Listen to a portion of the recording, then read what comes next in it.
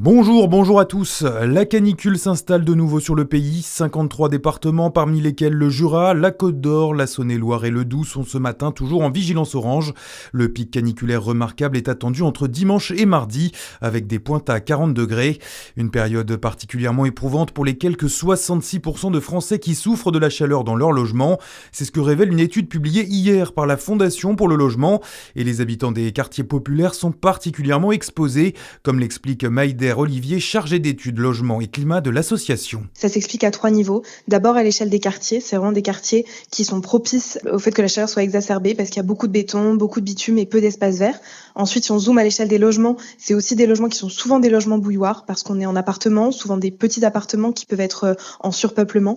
Et enfin, à l'échelle individuelle, les habitants des quartiers populaires sont par définition plus à risque pendant les fortes chaleurs parce que un risque d'état de santé moins bon, d'exercer des métiers à risque, de moins partir en vacances. Et tout ça, c'est vraiment un cocktail propice à la précarité énergétique d'été. La Fondation pour le logement appelle à la création d'un plan national pour équiper chaque logement de volets et de brasseurs d'air.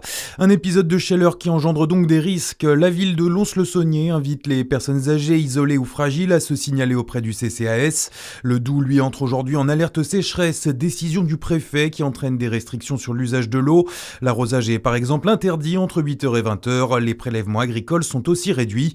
On note enfin que toute la Saône-et-Loire est placée en risque élevé feu de forêt.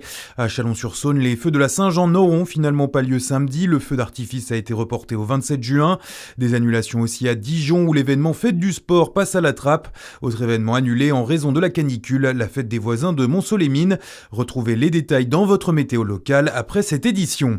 Dans le reste de l'actualité, les premiers résultats de l'autopsie de Liana ont été dévoilés.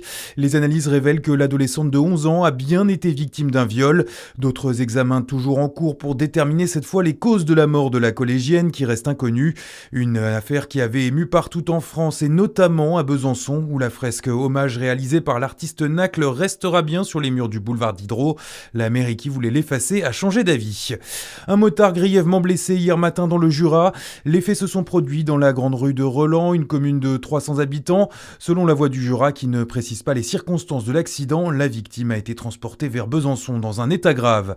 On termine cette édition avec des résultats sportifs, le football, la Coupe du Monde et le Mexique, pays hôte qui a validé son billet pour les 16e de finale après sa victoire 1-0 cette nuit contre la Corée du Sud.